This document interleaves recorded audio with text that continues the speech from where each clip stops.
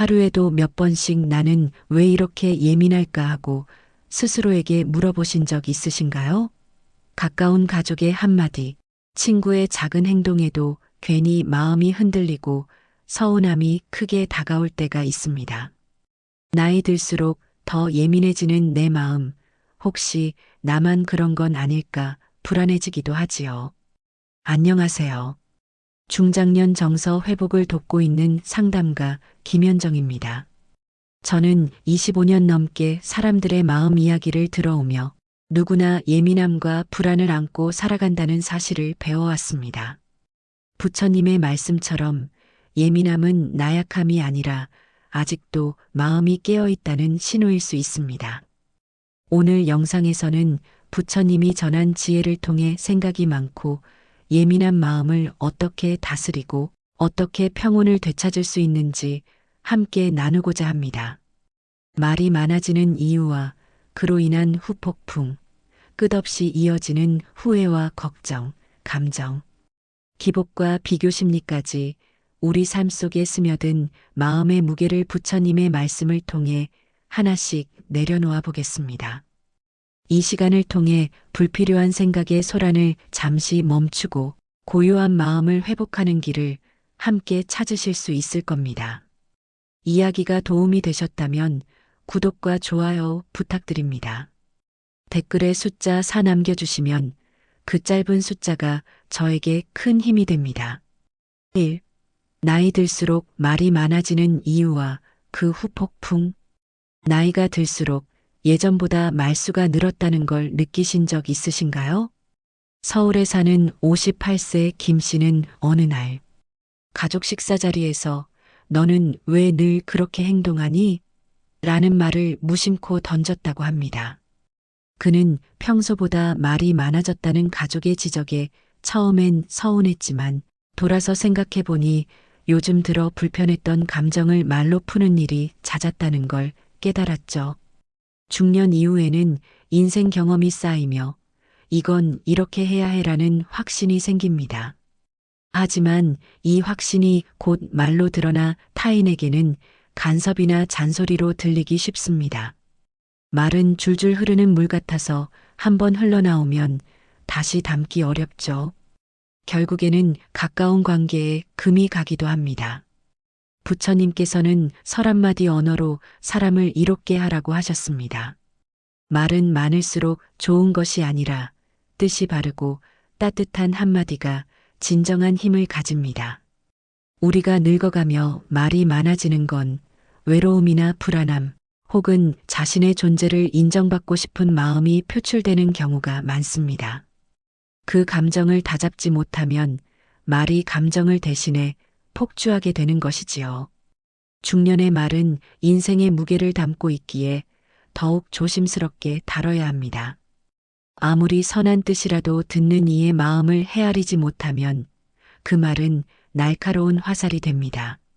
나는 경험이 많으니 내가 들어야 해라는 태도는 관계에 벽을 세우는 원인이 됩니다. 그럴 때마다 지금 이 말이 꼭 필요한가? 라는 질문을 스스로에게 던져보면 좋습니다. 부처님도 제자들에게 필요한 말만 하라. 침묵이 더 나은 순간이 있다고 말씀하셨습니다. 말이 많아질수록 마음은 소란해지고 말이 줄수록 마음은 고요해집니다. 나이가 들수록 마음을 더 들여다보고 말은 조금씩 덜어내는 지혜가 필요합니다. 2. 쓸데없는 말로 관계가 어긋났던 실제 경험. 경기도에 사는 62세 이모 씨는 얼마 전 친구들과의 모임 자리에서 작은 실수를 겪었습니다. 누군가의 자녀 취업 이야기가 나오자 그는 그 집 아들은 예전부터 성실했지. 걘 뭐든 잘할 거야 라는 말을 건넸습니다. 그런데 정작 그 말을 들은 친구는 표정이 굳어졌습니다. 나중에야 알게 된 건 그 집 아들이 최근 심한 우울증을 겪고 있다는 사실이었죠. 이처럼 아무 생각 없이 꺼낸 말 한마디가 오랜 친구와의 사이를 멀어지게 만든 것입니다. 이 씨는 그날 이후 말을 줄이게 되었고 말을 하기 전 한 번 더 생각하는 습관을 들이게 되었습니다. 부처님께서는 입은 화의 문이요, 침묵은 복의 문이다라고 말씀하셨습니다. 우리가 흔히 하는 쓸데없는 말들, 그것이 실제로는 누군가의 마음을 베는 칼날이 될 수 있다는 뜻이지요. 중장년층의 대화 속에는 의도가 없는 말이라도 상대의 자존심을 건드릴 수 있는 요소가 많습니다. 너는 아직도 그런 거 해? 같은 말 농담처럼 던졌지만 상대에겐 모욕일 수 있습니다. 말이 관계를 연결하는 다리이기도 하지만 동시에 무너뜨리는 무기가 되기도 합니다. 특히 오랜 인연일수록 우리는 편하다는 이유로 조심을 덜하게 되는데 바로 그 지점에서 상처가 시작되곤 합니다. 가까운 관계일수록 말에 더 큰 신중함이 필요합니다. 부처님은 쓸모없는 말은 말하지 않는 것이 최선이며 침묵은 때로 말보다 위대하다고 하셨습니다. 침묵이 어색하게 느껴질지 몰라도 그 침묵이야말로 상대에게 깊은 존중을 전하는 방식일 수 있습니다. 말 한마디가 관계를 끊고 말 한마디가 관계를 이어줍니다. 어떤 말을 할까 고민되신다면 차라리 따뜻한 미소나 고개 한번 끄덕이는 것으로 마음을 전해보는 건 어떨까요? 그 한순간의 침묵이 오히려 깊은 대화가 될 수 있습니다. 3. 밤마다 떠오르는 후회와 걱정, 멈추지 않는 생각. 잠들기 전 불을 끄고 누우면 하루가 끝났다는 안도감보다 어김없이 밀려오는 생각들이 먼저 반겨오는 분들 많으시죠. 서울에 사는 55세 주부 박 여사님도 마찬가지였습니다. 아이들을 다 키워놓고 남편과 단둘이 조용한 시간을 보내게 되자 밤만 되면 예전 일들이 떠올라 자신을 괴롭힌다고 했습니다. 그땐 왜 그랬을까? 그 말을 하지 말걸, 그때. 이렇게 했더라면 이런 후회와 걱정이 꼬리에 꼬리를 물고 이어졌죠. 중년 이후에는 몸은 고요하지만 마음은 오히려 더 시끄러워질 수 있습니다. 시간이 많아질수록 과거를 돌아보게 되고 미래를 걱정하게 되죠. 부처님께서는 이를 두고 과거는 이미 지나갔고 미래는 오지 않았으니 지금 이 순간에 깨어 있으라고 하셨습니다. 그러나 머릿속은 늘 과거나 미래를 헤매며 지금을 놓치곤 합니다.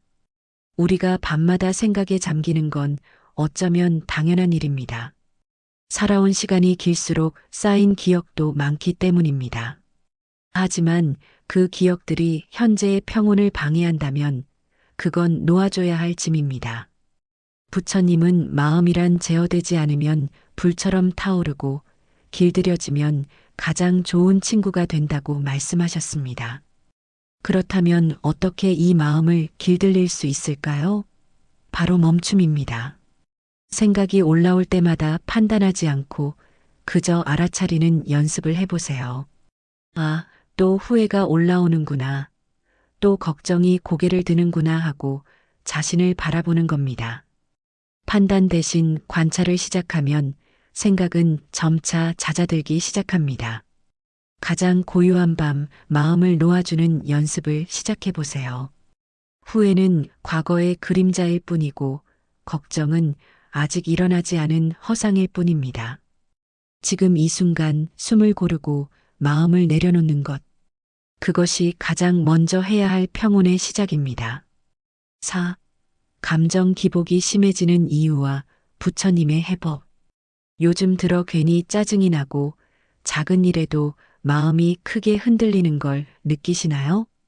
대구에서 자영업을 하는 60세 조모 씨는 최근 들어 화를 참기 어려워졌다고 합니다. 예전 같으면 넘겼을 일에도 욱하고 치밀어 오르는 감정에 스스로도 놀랄 때가 많다고 하셨죠. 특히 가족에게 그런 감정을 쏟고 나면 깊은 후회가 따라왔습니다. 중년 이후 감정 기복이 심해지는 건 단지 나이 때문만은 아닙니다. 신체적인 호르몬 변화와 함께 사회적 역할의 변화, 정체성의 흔들림, 외로움, 허탈감 등 복합적인 이유가 내면을 흔들기 때문입니다. 우리는 표면적으로는 괜찮아 보이지만 마음 깊은 곳에서는 나는 이제 어떤 사람일까라는 불안과 싸우고 있는지도 모릅니다. 부처님께서는 이런 마음을 풍차에 휘말리는 깃털에 비유하셨습니다. 바람이 불면 어디로든 날아가는 깃털처럼 우리의 감정도 외부 자극에 따라 이리저리 흔들리게 된다는 뜻입니다. 그리고 그 해법으로 관찰하는 마음을 강조하셨습니다. 감정을 억누르거나 피하지 말고 그 감정을 있는 그대로 바라보라는 가르침입니다. 화가 난다, 슬프다, 서운하다는 감정을 느낄 때 우리는 곧바로 반응하기보다는 한 걸음 물러서서 그 감정을 지켜보는 연습을 해볼 수 있습니다. 지금 나는 이런 감정을 느끼고 있구나라고 마음속으로 말해보세요. 그렇게 감정을 붙잡지 않고 흘려보내는 것, 그것이 바로 부처님이 말씀하신 지혜로운 마음입니다. 감정 기복은 나약해서가 아니라 우리가 너무 많은 걸 안고 있기 때문입니다. 세월이 쌓아놓은 책임, 후회, 미련, 두려움이 마음속에서 무겁게 흔들리는 것이죠. 그럴수록 우리에게 필요한 건 억누르는 의지가 아니라 부드러운 인정입니다. 지금의 내 감정도 괜찮다고 스스로를 안아주는 마음 말이지요.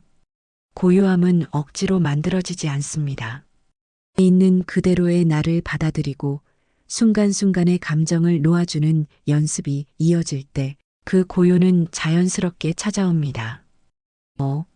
비교하며 불안해지는 심리의 뿌리. 나는 왜 아직 이 모양일까? 경북 구미에 사는 53세 이 여사님은 오랜 친구들과의 모임을 다녀온 뒤 깊은 허무감에 빠졌다고 합니다. 누구는 자식이 잘 됐고 누구는 여행을 다니며 여유 있게 산다는 이야기를 들으면서 본인은 뭔가 뒤처진 느낌이 들어 마음이 불편했다고 했습니다. 평소에는 아무렇지 않게 지내다가도 그런 자리를 다녀오면 며칠씩 생각이 많아진다며 고개를 떨구셨죠. 중장년 시기의 비교는 청년기의 경쟁보다 더 깊은 상처를 남기곤 합니다. 이미 인생의 절반 이상을 살아온 우리는 결과물을 통해 자신을 평가하기 쉽습니다. 자녀의 성취, 집안 형편, 배우자와의 관계, 건강 상태 등 주변과 자신을 끊임없이 저울질하게 되는 것이죠. 부처님께서는 이런 마음을 독화살이라 하셨습니다. 남과 나를 비교하는 마음은 자신의 가슴에 스스로 화살을 꽂는 일이며 스스로를 괴롭히는 가장 큰 고통의 근원이라고 하셨습니다. 비교는 현실을 있는 그대로 보지 못하게 만들고 괜한 부족감에 갇히게 합니다. 우리는 각자의 시간표를 살아가는 존재입니다. 누군가는 지금 꽃이 피고 누군가는 씨를 뿌리는 시기일 뿐입니다. 부처님은 그대는 그대일 뿐, 다른 이가 될 수 없고 다른 이도 그대가 될 수 없다고 말씀하셨습니다. 나의 삶은 비교의 대상이 아니라 이해와 수용의 대상인 것이죠. 비교는 내가 부족하다는 착각을 만들어냅니다. 하지만 우리가 진짜 부족한 것은 남의 삶이 아니라 내 삶을 있는 그대로 바라보는 눈입니다. 오늘 하루 내 마음이 어떤지를 살피고 내가 좋아하는 것을 소중히 여기는 것부터 시작해 보세요. 비교는 내려놓을수록 자유로워지고 있는 그대로의 내가 편안해지는 첫걸음이 됩니다. 6. 단순한 삶이 주는 자유와 고요함. 요즘은 복잡한 일은 질색이에요. 그냥 단순하게 살고 싶어요. 부산에 사는 59세 최 씨는 퇴직 후 삶을 이렇게 표현했습니다. 한때는 사람 만나고 일 벌이고 계획 짜는 걸 좋아했지만 지금은 하루에 몇 가지 일만 조용히 해내는 삶이 더 좋다고 했죠. 그런데 주변에서는 너무 조용하게 지내는 거 아니냐며 걱정하듯 말하기도 했습니다. 현대사회는 늘 바쁘게 움직이라고 더 많이 소유하라고 요구합니다. 하지만 부처님은 정반대의 삶을 가르치셨습니다. 적게 가지고 적게 욕심내며 단순하게 살아가는 것이 곧 해탈에 이르는 길이라 하셨죠. 이 단순함은 결핍이 아니라 본래의 평온으로 돌아가는 여정입니다. 단순한 삶이란 꼭 시골에 살며 모든 것을 내려놓는 삶만을 의미하진 않습니다. 오히려 마음의 복잡함을 줄이는 일이 먼저입니다. 하루 일정을 너무 빡빡하게 채우기보다 한 가지 일에 집중하고 남은 시간은 느긋하게 보내는 것. 인간관계도 마찬가지입니다. 억지로 어울리는 사람보다 편안한 사람 한두 명과 조용한 시간을 보내는 것. 그것이 단순함의 실천입니다. 부처님께서는 마음이 단순하면 세상이 단순해진다고 하셨습니다. 우리가 원하는 평온은 외부에서 오는 것이 아니라 마음이 내려놓을 때 비로소 시작된다는 뜻입니다. 단순하게 산다는 건 모든 걸 포기한다는 의미가 아닙니다. 오히려 중요한 것만 남기고 그 외의 소란을 정리하는 지혜이죠. 나이가 들수록 삶의 본질에 가까워지게 됩니다. 우리는 더 이상 세상의 기준에 맞추어 살 필요가 없습니다. 나를 복잡하게 만드는 모든 것들 잠시 내려놓아 보세요. 하루 한 끼 식사를 음미하고 산책길의 바람을 느끼고 조용한 음악 한 곡을 듣는 살. 단순함 속에 숨겨진 깊은 자유와 고요함이 여러분을 더 따뜻하게 안아줄 것입니다. 7. 침묵과 고요함이 주는 관계의 회복력. 괜히 말을 보탰다가 더 멀어졌어요. 경기도에 사는 61세 장 여사님은 딸과 말다툼을 하다 순간 욱하는 마음에 쏟아낸 말들이 결국 큰 상처가 되어버렸다고 했습니다. 그날 이후 서로 대화가 줄어들었지만 시간이 지나고 나서야 깨달았습니다. 그 순간 차라리 침묵했더라면 오히려 관계가 더 빨리 회복되지 않았을까 하고요. 우리는 흔히 갈등 상황에서 침묵을 피하려 합니다. 침묵은 관계를 끊는 것 같고 회피처럼 느껴지기 때문입니다. 하지만 부처님께서는 때로는 말보다 침묵이 더 깊은 자비를 전한다고 하셨습니다. 불필요한 언쟁 속에서 더 많은 말을 얻는다고 해서 관계가 풀리는 것이 아니라 오히려 침묵이 상대의 마음을 가라앉히는 힘이 될 수 있습니다. 침묵은 단순히 말을 하지 않는 것이 아닙니다. 내 안의 분노와 조급함을 가라앉히고 상대에게 여백을 주는 지혜입니다. 누군가 화를 내고 있을 때 같이 목소리를 높이면 불길은 더 번질 뿐입니다. 그러나 잠시 멈추어 고요히 바라보면 그 불길은 스스로 잦아들 기회를 얻게 됩니다.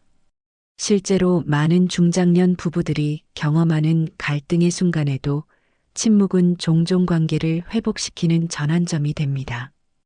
때론 하루, 이틀 말하지 않는 시간이 흐른 후 서로의 감정이 가라앉았을 때 오히려 더 따뜻한 대화가 이어지기도 하지요. 고요함 속에서 상대의 진심을 들을 수 있는 힘이 생기기 때문입니다. 부처님은 고요한 마음은 모든 관계의 뿌리를 단단히 한다고 하셨습니다.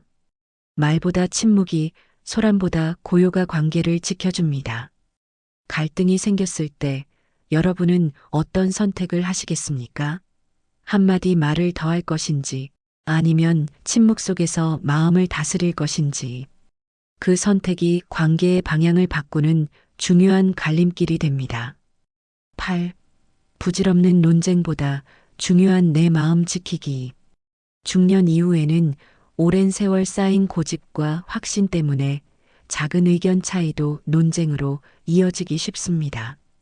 서울에 사는 57세 김 씨는 친구들과의 모임에서 정치 이야기가 나오자 결국 언성이 높아지고 말다툼으로 끝나버렸습니다. 돌아오는 길에 내가 왜 그렇게까지 흥분했을까 하고 스스로를 책망했다고 합니다. 결국 논쟁으로 설득된 사람은 없었고 마음만 상한 채 며칠 동안 불편한 기운이 이어졌죠. 부처님께서는 어리석은 자와 다투는 것은 자신을 불에 던지는 것과 같다고 하셨습니다. 부질없는 논쟁은 이기고 지는 문제가 아니라 마음의 평온을 스스로 무너뜨리는 행위입니다. 특히 가까운 사람과의 관계에서 이겨봐야 남는 것은 자존심뿐이고 잃는 것은 신뢰와 정입니다. 논쟁은 결국 내가 옳다는 집착에서 비롯됩니다. 그러나 세상은 흑백처럼 단순하지 않습니다. 같은 사건도 사람마다 다르게 볼 수 있고 다르게 느낄 수 있습니다.